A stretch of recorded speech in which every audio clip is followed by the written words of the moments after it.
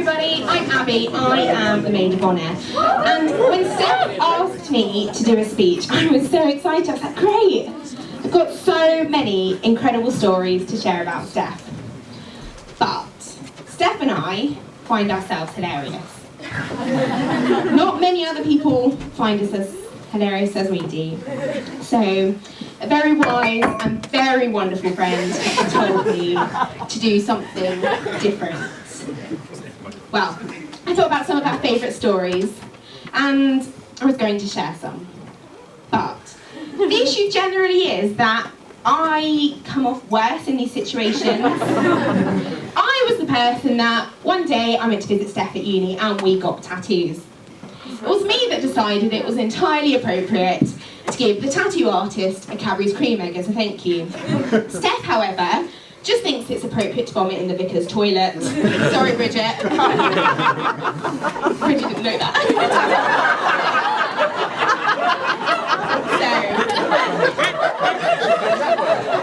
Were you babysitting?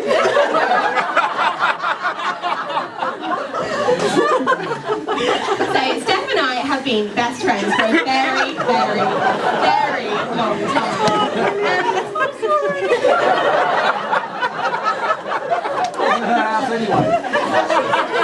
Sorry. Steph and I didn't exactly choose to be friends.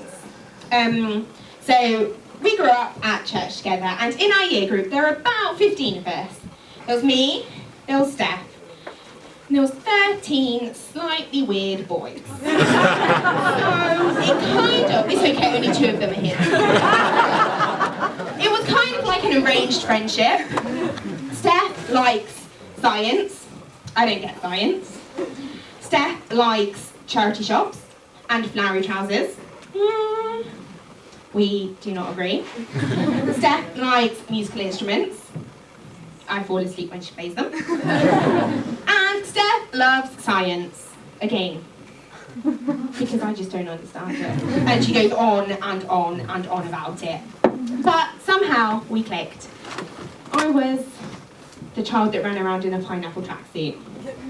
Steph was the child that just didn't have any coordination. Ever. But she was one of the most wonderful and the most lovely, lovely, lovely people that I've ever known.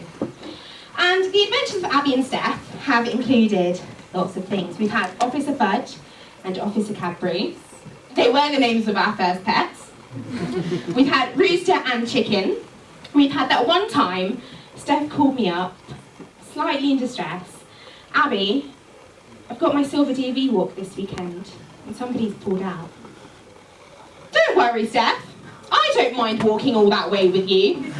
Worst decision ever. There was definitely the moment when they dropped the map on the floor. They walked off. There's me there with my nice big rucksack. I bent down to pick it up. I turtle shelled. Steph just laughed. She didn't know how. Yet somehow we've stuck together. We've had mud wrestles, tattoos, alcohol-infused nights out, alcohol-infused nights out, nights in. And there was this one time when one of my bonkers flatmates thought that maybe we were lesbians. We can explain that one later. One day, Will came along, and there were lots of Will moments before the actual Will moment. In second year, we went out and found ourselves in Welsh Club. Will was also in Welsh Club that night. Will does not remember that night. And then there was the night. Steph is adamant that she never, ever, ever kisses a boy inside of the nightclub. So she grabbed hold of Will's hand and she marched him outside. It was okay to kiss him outside of the nightclub. 9 months later,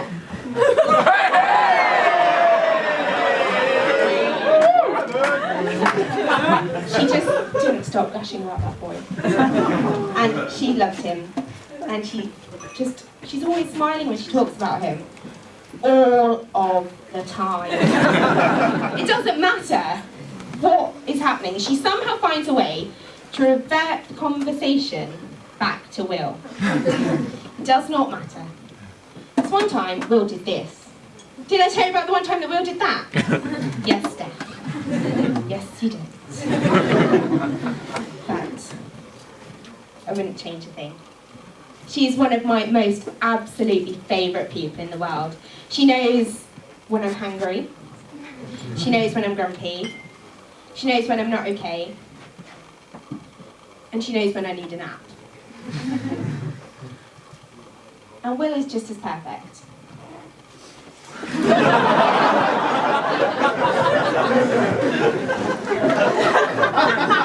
Will loves kayaking.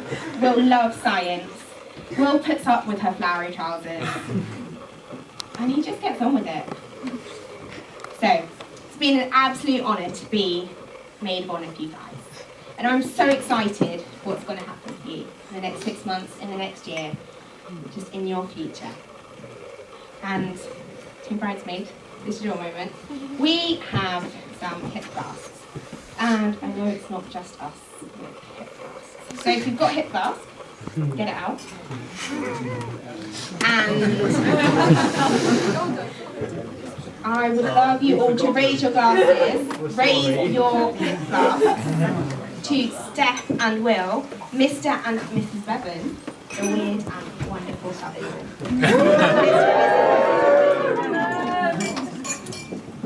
Good eye contact. Just to clarify, guys, when you cheers and make eye contact, what does that mean? Ask Abby later. Don't worry, guys. Alex, same to you.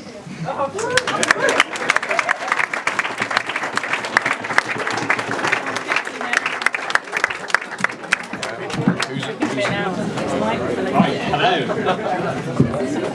No need to look so nervous. My speech followed your guidelines. So, good evening, everyone. My name is Alex, and I'm going to be your best man for the evening. And before I continue to give the groom and possibly bride an uncomfortable and embarrassing few minutes, I'd just like to say my very own special thanks. I'd like to thank every one of the speech givers for giving me a very difficult task to follow, and anyone who's lent their hand and contributed their time in any way, shape or form to the turnaround of this staggering venue, the decorations and the stunning look of the bride tonight, which I can only apologise about Will. I feel there's been a massive hands-on can-do attitude, a real community vibe this wedding, and as someone in the church explained to me earlier, there's a thing they call a crusty do, and I feel this has really been a crusty do where everyone's chipped in and come together to celebrate these guys' special day. And also I'd like to say it's kind of ironic how it's raining on their wedding day. So a big shout out to Alana Moria and Andy Bucknell over there. So, where do I start with Will? Well, I wasn't expecting such kind words from Will, really, in his speech, and I certainly won't be expecting them after this.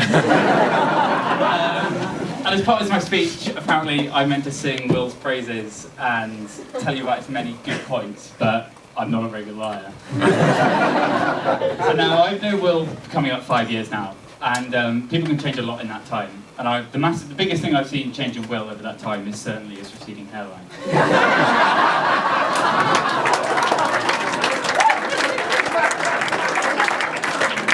Having had the pleasure of Will for housemates for a few years, I feel I've picked up a few tips or tricks to living with Bevan, and now seems like a good enough time to share them. So remember, caring for your Bevan will make a happy Bevan.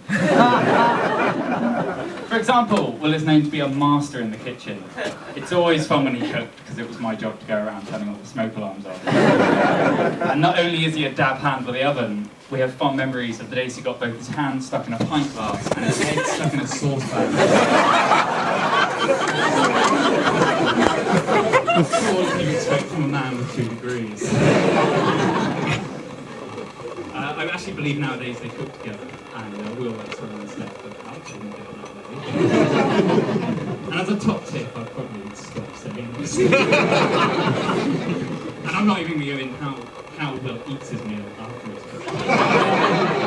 Let's just say there's many rules and regulations that separate pizza, risotto, and lasagna. they taste better, I'm not so sure. Will can also be known to be very brave and protective. Some may call him the Action Man. Others realise that that's only a reference to the Action Man Duvet covers he had in his career. He also once saved himself from a terrifying dog. I swear to you, it was no smaller than this. But his weapon of choice was a bag of salad.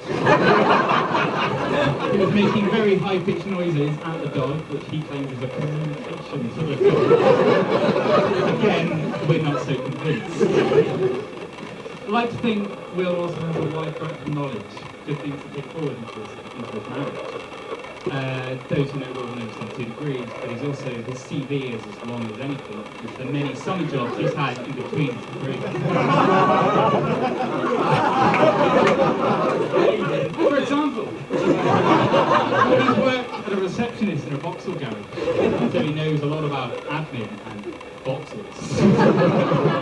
A groundsman at a camping site, so he's good with rakes, lawnmowers and hoes, and a cleaner in a chipboard factory, which should give him some good cleaning skills around home. He's also worked as the organiser of parties at Leading High Street Retail in the summer. Should be very good for the boudoir.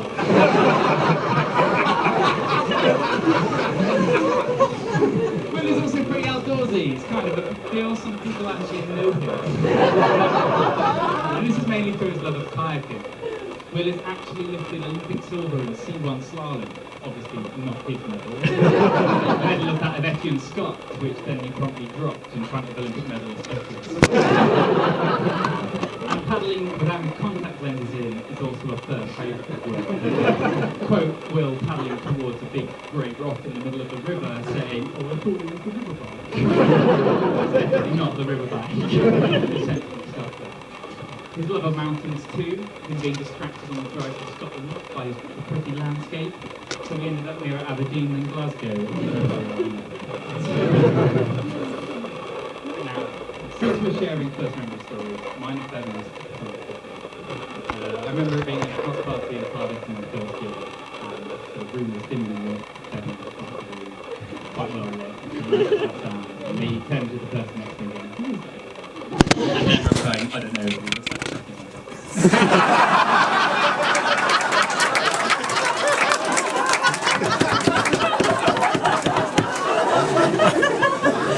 Since then, I feel like we've got on like a house on fire. We've shared many nights out trying to buy drinks with Monopoly money, right? Sitting on other people's bicycles, and finding out Hugh Grant films don't quite cure hangovers, but certainly do help. But regardless of Bevan's unique qualities, I simply feel he's unlike anyone I've ever met before. It's simply put a smile on your face without you really, and you're really not sure why. He might not always give the best advice, but he's certainly one of the best listeners I know, and I can't think of a more warm-hearted, easygoing, genuinely compassionate man than the guy sat next to me. Well read.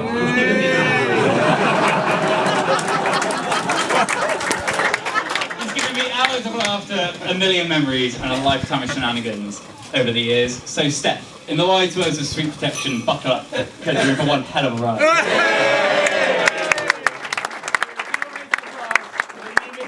Mrs. Bevan, it's my marriage too.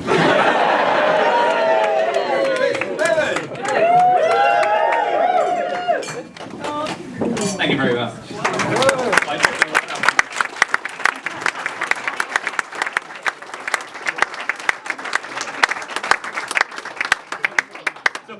Oh yeah, we're doing the cake cutting next. So, camera's ready, the cake's somewhere over there.